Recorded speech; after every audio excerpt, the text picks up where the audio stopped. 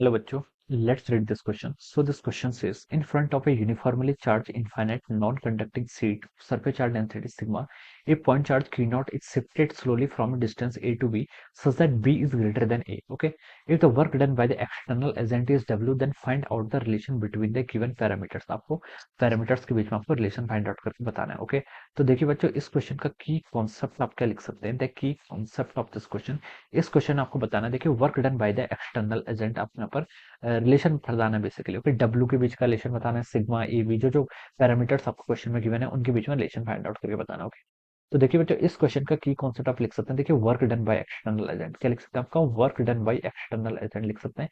Work done लिख सकते हैं, क्या लिख सकते हैं, work done will be the key concept of this question. Okay, तो देखिए बच्चों, वर्क डन यहाँ पर किसके इक्वल होगा. देखिए, जो आपका वर्क डन है, वर्क डन आपका क्या होता है, चेंज इन पोटेंशियल एनर्जी के इक्वल होगा. किसके इक्वल होगा, आपका चेंज इन पोटेंशियल एनर्जी के इक्वल होगा. यानी कि आप लिख सकते हैं वर्क डन आपका U F minus of you I. Okay, ये आपका क्या है, पोटेंशियल एनर्जी का change. This is our work done.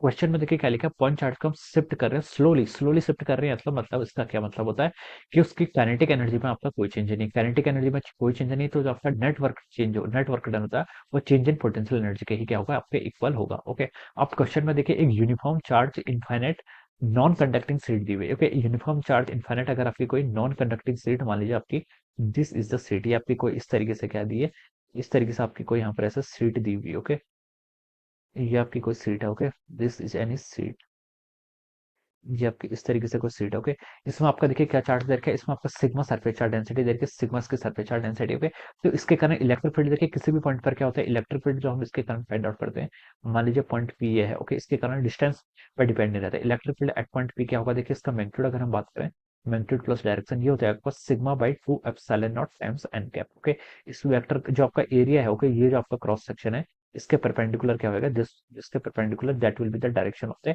Electric field. Okay, so this is our electric field, ये आपका क्या आएगा, इलेक्ट्रिक फील्ड आ जाएगा. ओके, तो चलिए अब इस क्वेश्चन को स्टार्ट करते हैं. क्वेश्चन में देखिए, point charge q naught it shift slowly from a distance A to B. Okay, मान लीजिए आपका पॉइंट चार्ज को यहाँ पर है क्यू नॉट. ओके, इसकी इनिशियल डिस्टेंस कितनी देर की, ए देर की है. फिर हम इसको मूव करा दे कहाँ से, ए से लेकर बी, किसी दूसरे डिस्टेंस पर चला गया, ये आपका बी पर चला गया. ओके, यहाँ पर अब चला गया. ओके, तो देखिए आपको बताना है कि वर्क डन कितना क्या होगा, एक्सटर्नल एजेंट ने आपका कितना वर्क डन किया होगा, ये हमें यहाँ पर कैलकुलेट करके बताना है. ओके, तो देखिए बच्चों, इस पर यहाँ पर इस पॉइंट पे इलेक्ट्रिक फील्ड कितना होगा, इतना होगा. इस पर फोर्स कितना लग रहा था, देखिए इस पर आपका फोर्स कितना लग रहा होगा जब आपका ये इस पॉइंट पर था. ओके, इसको मैं पी बोल देता हूँ, इसको क्यू बोल देता हूँ. ओके, तो देखिए आपको क्या बताना है, यहाँ पर आपको वर्क डन बताना है ना, वर्क डन फाइंड आउट करना है. तो पी से क्यू पर आपको बताना है कि कितना वर्क डन हुआ है. ओके, तो देखिए जब आपका ये पॉइंट पी पर होगा, ओके, पॉइंट पी पर जब होगा तब इस पर आपका फोर्स कितना लग रहा होगा, जब ये आपका पॉइंट पी पर था, इस पर आपका फोर्स लगा. देखिए फोर्स हम लिख सकते हैं आपका क्यू नॉट, इसका चार्ज है, इंटू इलेक्ट्रिक फील्ड. ओके, तो देखिए Q not into electric field, electric field कितना आपका sigma by 2 epsilon not. Okay, तो देखिए इसका चार्ज पॉजिटिव है, इलेक्ट्रिक फील्ड की डायरेक्शन भी यही है, तो फोर्स और डिस्प्लेसमेंट दोनों एक साइड है, तो हम बोल सकते हैं आपका वर्क डन कितना होगा, आपका Q sigma q not sigma by 2 epsilon not. Okay, इसकी डायरेक्शन भी क्या हो जाएगी, आपकी ये फोर्स है ना, तो फोर्स की डायरेक्शन क्या आएगी, प्लस एन कैप के अलावा हो जाएगी. ओके, अब हमें क्या बताना है, इसका डिस्प्लेसमेंट बताना है. क्या बताना है, इसने आपका डिस्प्लेसमेंट कितना किया. ओके, तो देखिए इनिशियली ये आपका वर्क डन फाइंड आउट करना, वर्क डन क्या होता है आपका एफ डॉट डी आर के इक्वल होता है. क्या होता है आपका एफ डॉट डी आर के इक्वल होता है. ओके, तो देखिए डिस्प्लेसमेंट कितना हुआ इसका, देखिए इसका डिस्प्लेसमेंट ए से लेकर आपका ए प्लस बी पर चला दिया, कहाँ से कहाँ तक आपका, इनिशियली ये ए पर था.